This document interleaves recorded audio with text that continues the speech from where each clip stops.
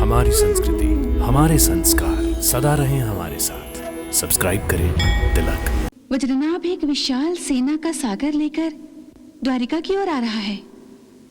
सेना का नहीं देवी, बारातियों का सागर लेकर द्वारिका की ओर आ रहा है। बाराती? हाँ देवी, वज्रनाभ बाराती लेकर आ रहा है जिसे वो सेना समझ रहा है।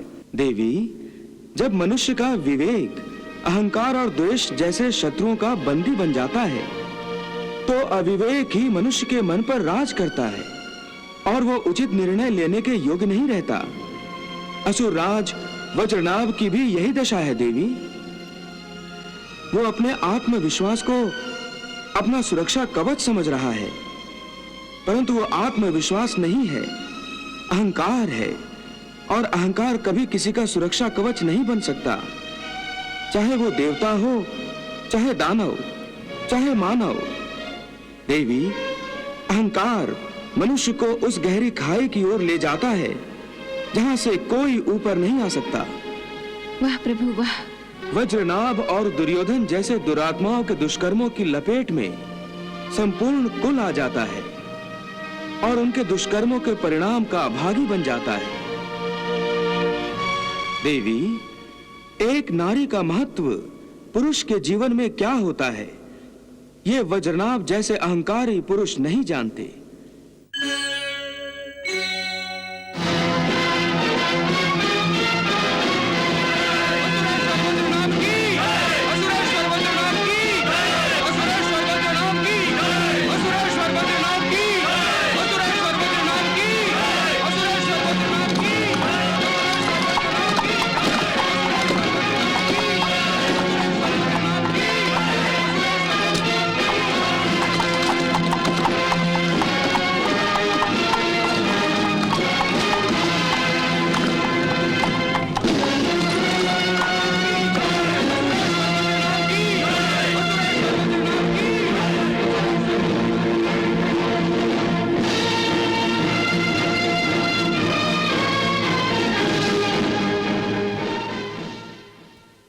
प्रभु, वज्रनाभ एक विशाल सेना का सागर लेकर द्वारिका की ओर आ रहा है। सेना का नहीं देवी, बारातियों का सागर लेकर द्वारिका की ओर आ रहा है। बाराती?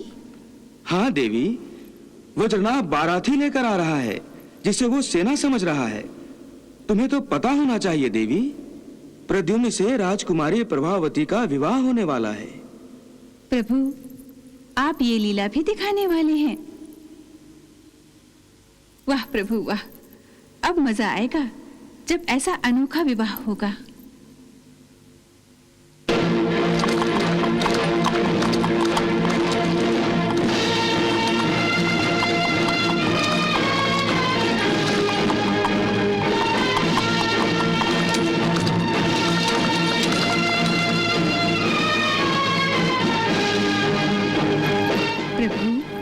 वज्रनाभ यदि पहले ही प्रद्युम्न का संबंध प्रभावती के साथ जोड़ने के लिए मान जाता तो इस शत्रुता का अंत और मित्रता का आरंभ हो जाता।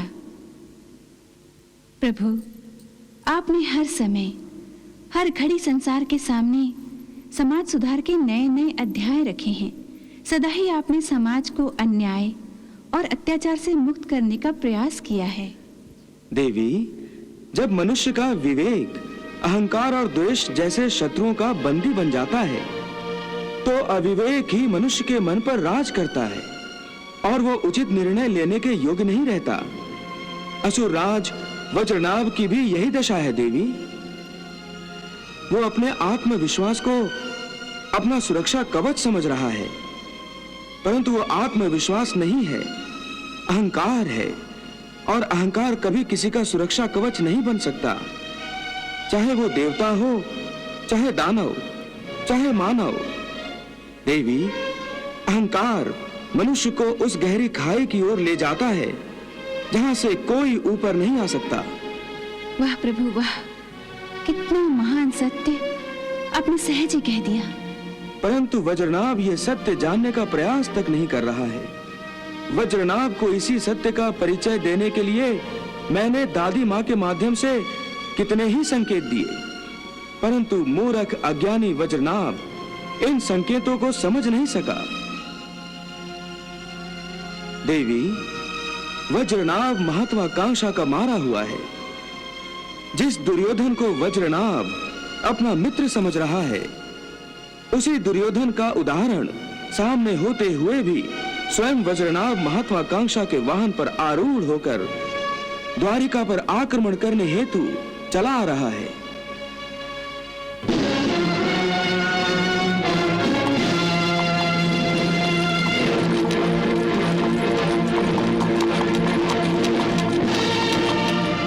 देवी, एक शौर्यशाली पुरुष को अपने बाहुबल पर गर्व करना स्वाभाविक है, परंतु इसी बाहुबल को अपना महाअस्त्र समझना और होनी को अनहोनी में और अनहोनी को होनी में बदल देने का दुस्साहस करने का प्रयास करना दुशासन की तरह अपने विनाश को निमंत्रण देने के समान है। परंतु प्रभु, वज्रनाभ के अहंकार का भुगतान प्रभावती को क्यों भुगतना पड़ रहा है? इसमें उसका तो कोई दोष नहीं है।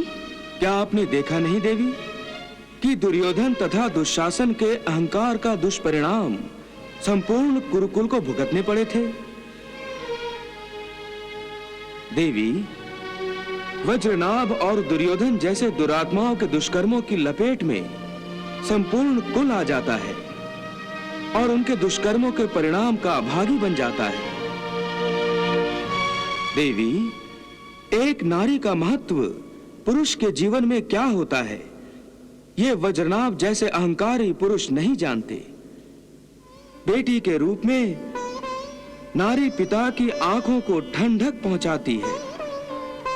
पत्नी बनकर नारी पति का सम्मान बढ़ाती है और माता बनकर नारी संतान पर ममता की वर्षा करती है और अपने पुत्रों में संस्कार सींचती है। नारी के बिना पुरुष अधूरा है। देवी, नारी ही पुरुष का अभिमान है, अहंकार है। नारी ही पुरुष की प्रतिष्ठा है और नारी ही पुरुष का गौरव है। नारी है तो सृष्टि है, नारी नहीं तो सृष्टि नहीं। नारी के बिना पुरुष एक शून्य है। जब इस सत्य से वज्रनाभ जैसे दुरात्मे परिचित हो जाएंगे तो इस पृथ्वी लोक पर नारी का अपमान कभी नहीं होगा। परंतु प्रभु, इस समय तो वज्रनाभ ये सब समझने की स्थिति में ही नहीं है। वो तो केवल लड़ने भिड़ने के लिए आ रहा है। क्या आप उसे रोकेंगे नहीं? देवी, वज्रनाभ प्रद्युम्न का होने वाला ससुर है, इसलिए अपने ससुर का स्वागत पहले स्वयं प्रद्युम्न करेगा। वैसे मैं और दाऊ भैया भी होंगे। बारातियों के स्वागत में कोई कमी नहीं होगी। ढोल ताशे बजेंगे, शंखनाद होगा।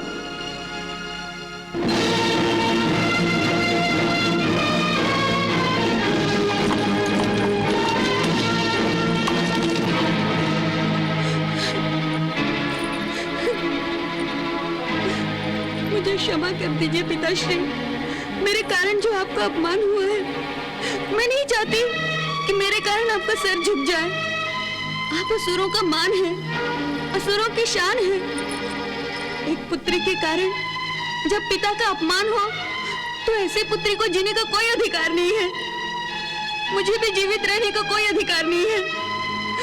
पिताश्री, मेरा अंतिम प्रणाम स्वीकार कीजिए और मुझे क्षमा कीजिए।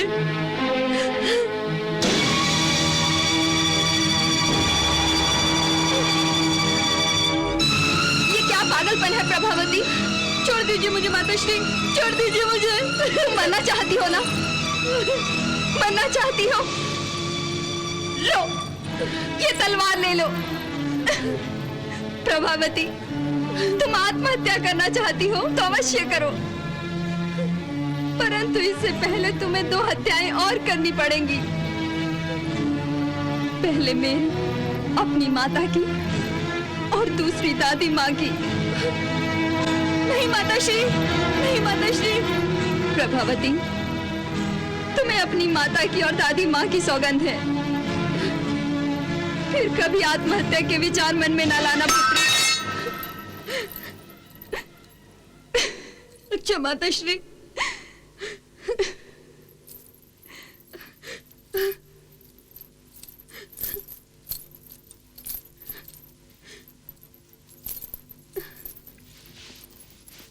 तुम अपने पिता की मान मर्यादा के लिए अपने प्राण तक न्यौछावर करने को तैयार हो गई। ये देखकर ये बात मेरे समझ में नहीं आती कि तुमने शत्रुपुत्र प्रद्युम्न को अपना दिल देकर असुरकुल की मान मर्यादा भंग क्यों की? मैं विवश हो गई थी माँ। ऐसी कौन सी विवशता थी पुत्री? अंतरिक्ष में जाने का ये फल प्राप्त होगा। यदि इस बात का मुझे पता होता तो मैं सखी तारका के साथ कभी न जाती माताश्री। अंतरिक्ष में? हाँ माताश्री, उस रात मैं सखी तारका के साथ अंतरिक्ष में विहार करने गई थी।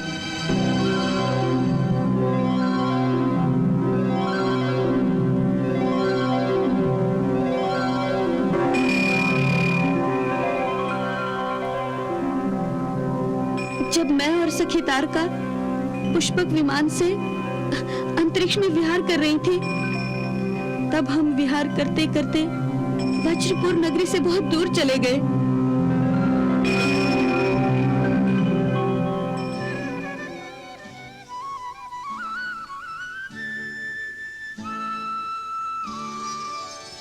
फिर अचानक मैंने बांसुरी के मधुर स्वर सुने। इतनी मन भावन बांसुरी मैंने आज तक नहीं सुनी थी।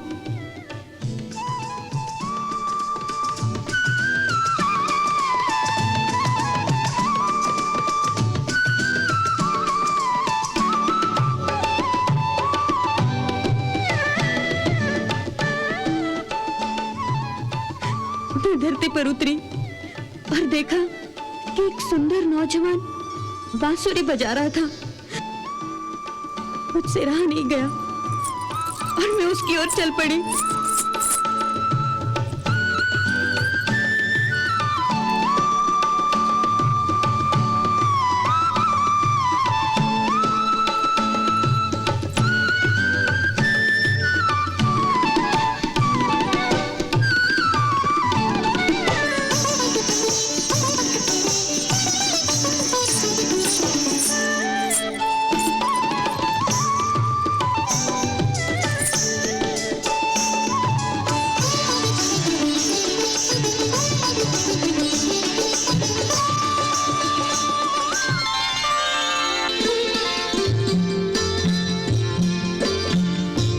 की खनक सुनकर उसने आंखें खोली और मेरे सामने आ गया। मैं नहीं जानती थी कि वो राजकुमार प्रद्युम्न है।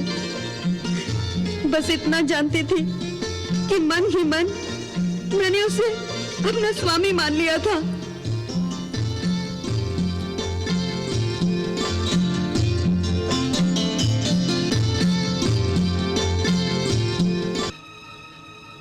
माताश्री, प्रद्युम्न के साथ वो मेरी प्रथम और अंतिम भेंट थी। उसके बाद मैं प्रद्युम्न से नहीं मिली, परंतु प्रद्युम्न को मैं भूल भी नहीं सकी। परंतु माताश्री, मैंने अपने मन की सारी बात आपको बता दी। बताइए माताश्री, इसमें मेरा क्या दोष है? और यदि आप मुझे दोषी समझती हैं, तो असुर कुल की मान मर्यादा पर मैं अपने प्यार के भेंट निसंकोच चढ़ा दूंगी। तुमने कोई भूल नहीं की, कोई दोष नहीं किया है पुत्री। माताश्री। हाँ पुत्री, यदि भूल की है तो हमारे प्रारब्ध ने की है। माताश्री। हाँ पुत्री।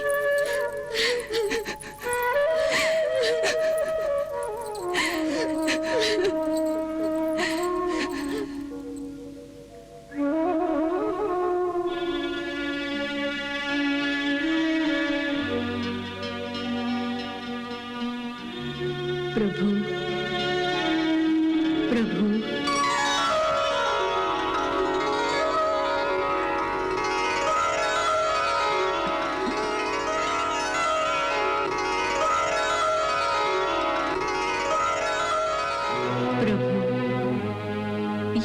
कैसी लीला है प्रभु। एक और प्रभावती आपकी भक्ति करेगी और दूसरी ओर प्रभावती का अज्ञानी पिता वज्रनाभ आप जैसे सर्वशक्तिमान के सामने अपनी शक्ति का प्रदर्शन करेगा प्रभु।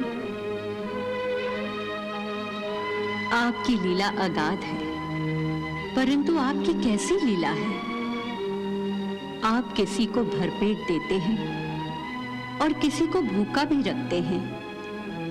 आप ही आंखें प्रदान करते हैं और उन आंखों की दृष्टि आप ही छीन लेते हैं। ये कैसी लीला है, ये आपकी कैसी लीला है प्रभु। हे तपस्विनी, प्रभु, देने वाला मैं हूं और लेने वाला भी मैं हूं। शक्ति प्रदान मैं ही करता हूं और उस शक्ति का जब दुरुपयोग किया जाता है तब दंडनायक भी मैं ही होता हूं। परंतु मैं किसी के प्रारब्ध में हस्तक्षेप नहीं करता, क्योंकि किसी का प्रारब्ध मैं नहीं बनाता। हर कोई अपने अपने कर्मों के फल स्वरूप अपना अपना प्रारब्ध बनाते हैं। पुण्य कमाने वाले सुख भोगते हैं और पाप कमाने वाले दुख। मैं हर किसी को संभलने का अवसर भी देता हूं। फिर भी यदि कोई नहीं संभलता तो वो अपने कर्मों का भुगतान अवश्य भुगतता है। प्रकाश और अंधकार का ये युद्ध सनातन है और ऐसे युद्ध में अंतिम विजय प्रकाश की ही होती है। ये सत्य जानने के बाद भी वज्रनाभ जैसे दुराचारी अंधकार के मार्ग को स्वीकार करते हैं। ये अंधकार अधर्म, अन्याय, अनीति और अहंकार का प्रतीक है। वज्रनाभ जैसे दुरात्माओं को भी मैं अपनी प्रभुता का साक्षात्कार कराता हूं, परंतु अहंकार के अधीन होकर ऐसे दुरात्मे मेरे साक्षात्कार का संकेत समझ नहीं पाते और अंत में नष्ट हो जाते हैं। प्रभु, प्रभु, आप वज्रनाभ को क्षमा कीजिए प्रभु। हे तपस्विनी, हे वत्से, मैं तो निर्लिप्त हूं। मुझे न किसी से लोभ है, मोह है और न ही किसी पर मुझे क्रोध है। वज्रनाभ पर भी मुझे क्रोध नहीं है। जो कोई भी सृष्टि के लिए बनाए नियमों का उल्लंघन करता है, विधि का विधान बदलने की धृष्टता दिखाता है, उसे दंड देना दंड नायक होने के कारण मेरा परम कर्तव्य बन जाता है। यही तो मेरा धर्म है। इस धर्म का पालन करने तो मैं पृथ्वी पर अवतरित हुआ हूँ। इसका अर्थ प्रभु, आप वज्रनाभ को दंड देंगे? क्या ये अनिवार्य नहीं है? परंतु प्रभावती का तो ध्यान कीजिए, वो तो निष्पाप है। प्रभावती की आप चिंता मत कीजिए। प्रभावती का प्रद्युम्न से विवाह होगा। इसका अर्थ ये है प्रभु कि प्रभावती आपकी बहू बनेगी? हे योगिनी, प्रद्युम्न प्रभावती के विवाह से मैं दुराचारियों को संकेत देना चाहता हूँ। मैं केवल अधर्म और अधर्मियों के विरुद्ध हूँ, उनके निष्पाप रिश्तेदारों के विरुद्ध नहीं हूँ। उनसे मेरी कोई शत्रुता नहीं है, वो सब मेरे हैं। प्रभु, आप धन्य हैं, आप धन्य हैं प्रभु।